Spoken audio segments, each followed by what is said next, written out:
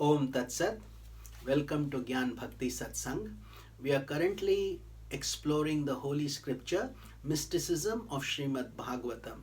Commentaries by my worshipful Guruji, Swami Jyotirmayananda Maharaj, narrated by myself, Swami Nikhilananda. In yesterday's satsang, we had started the churning of the ocean, and let us continue that journey. The project of churning begins. To understand the advice that Lord Vishnu then gave the gods about how to churn the ocean, one must visualize how butter is churned. The process requires milk, a churning rod which must be held firmly in place, and a churning rope by which the rod is rapidly turned. Similar apparatus was needed for churning the ocean also. Mandarachala, a huge mystic mountain, was to serve as the churning rod. So the first project for the gods and demons was to join hands and carry the mountain to the ocean. When they were struggling to do so, the mountain fell upon them, crushing and terribly injuring many demons and gods. However, Lord Vishnu quickly revived the gods by his grace through a mere glance, leaving the fallen demons dead or wounded. Seeing the difficulty of relocating that mountain, Lord Vishnu himself then sportively lifted Mandarachala, placed it on the Garuda bird, and carried it to the ocean where the churning was to take place. Next, Vasuki, the mighty serpent with thousands of hoods, was persuaded to serve as a churning rope. To ease his task, Lord Vishnu rendered the great Vasuki insensitive to pain, so he would not be hurt in the process due to the friction.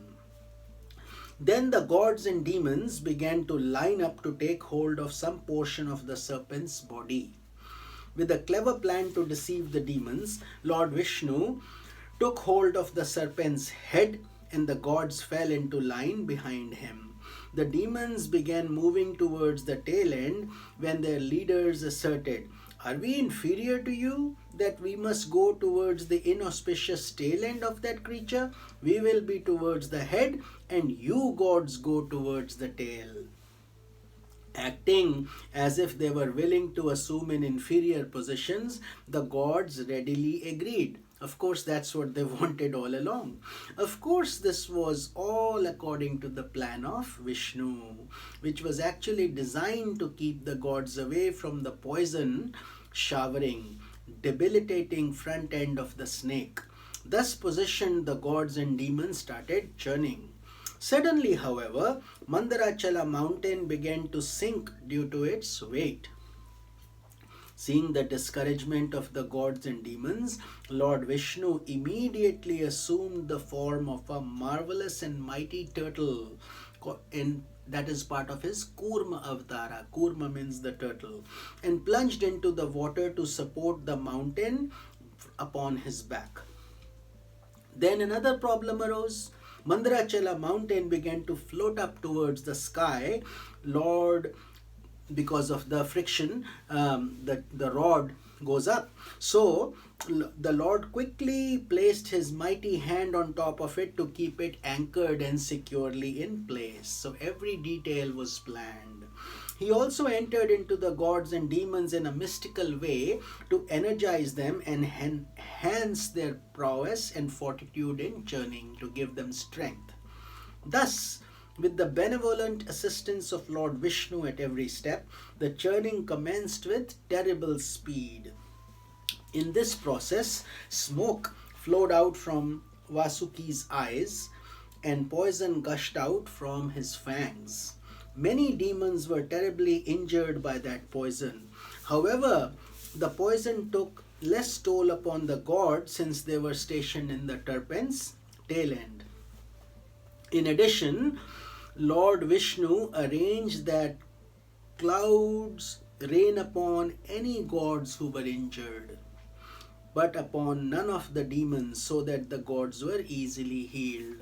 The same thing had happened in Ramayana also, when all the demons and monkeys died.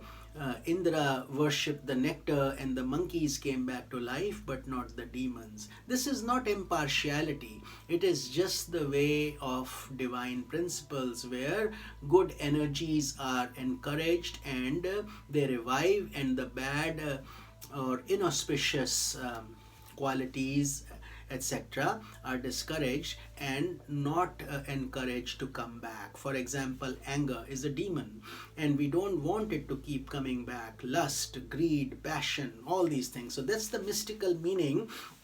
And till the point that they keep coming back, meaning the demons are still alive. So we have to continue our tapasya and sadhana.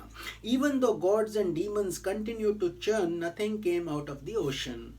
Realizing that the project required an even greater intensity and speed, Lord Vishnu then took up the churning task along with the others. So see how merciful the great God is, himself becoming part of the project to help in every way, first carrying the mountain, then becoming Kurma avatar, then putting his hand so the mountain would not go up, and finally helping the gods with the churning also. Gods and demons continued to churn, but it was really Vishnu who was actually doing the effective work with unimaginable beauty and majesty. So let's explore the mystical depths and continue the journey. So demons and gods are symbolic of the two aspects of human personality, that is our lower self and the higher self. The lower self or forces of darkness are comprised of anger, hatred, greed, vanity, and all that is demoniac within us. The higher self or forces of light are comprised of magnanimity, cheerfulness, peace, love of God, sincerity, humility, and all that is divine. The forces of darkness are energies that arise on the basis of rajas. Rajas means restlessness or distractions of mind, and tamas means dullness, negativity, or perversions of the mind.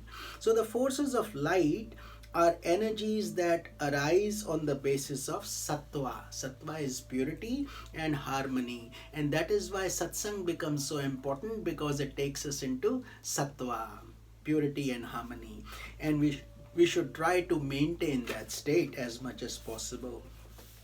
In the churning process of each individual's life, the forces of the higher self and the forces of the lower self are constantly at war. That is the essential teaching of Bhagavad Gita also.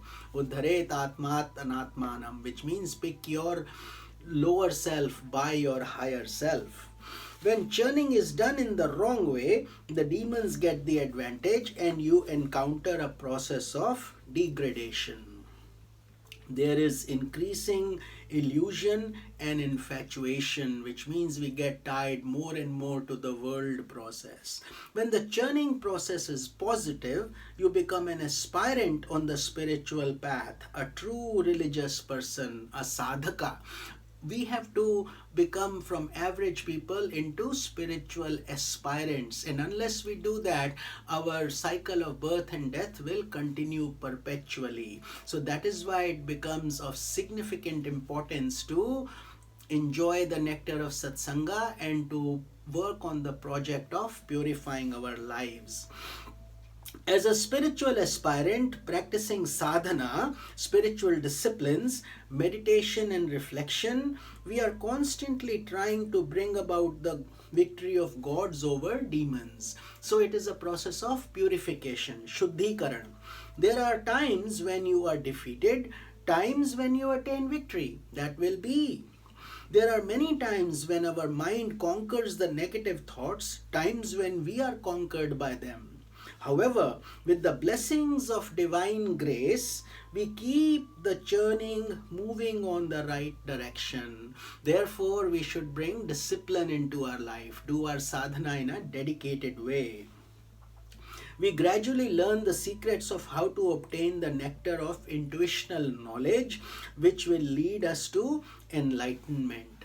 Mandrachala mountain symbolically refers to what is called Nishtha in Sanskrit. Nishtha means unshakable resolve. I am going to attain enlightenment should be our thought. This happens in the lives of very few people. However, once you have truly developed it, Divine Vishnu helps you at every turn, even if you are not aware of it, to sustain the mighty weight of that project. Therefore, we put in our effort and the divine grace comes rushing in. When you first develop that resolve to attain enlightenment, you are sustained by both aspects of your personality. In other words, the lower self and the higher self both operate. The ego continues to maintain a hold on your reason. However, from the very commencement of the great project of intensifying your spiritual evolution, many negative forces within you are quickly destroyed. Mandrachala mountain falls down right upon your head, destroying many demons within. Yet the gods within you continue to be nurtured by divine grace. So this is the deeper meaning of these stories that we read. Vasuki, the mystical serpent with thousands of hoods, is symbolic of the chitta. Chitta is your mind or mental process with its myriad vrittis. Vrittis, as we have discussed before, thought waves that keep coming from within us. The success of the churning process, the success of our meditative movement, depending on enlisting Vishnu's help. So we need Vishnu or God at every step. The thought waves must be rendered positive. They must be organized and allowed to flow uninterruptedly to the divine self. Lord Vishnu's clever plan to trick the demons into positioning themselves near the poisonous head end of the serpent has an important mystical message also, which we will cover in tomorrow's satsanga. This is Swami Nikhilananda. Om Tat Sat.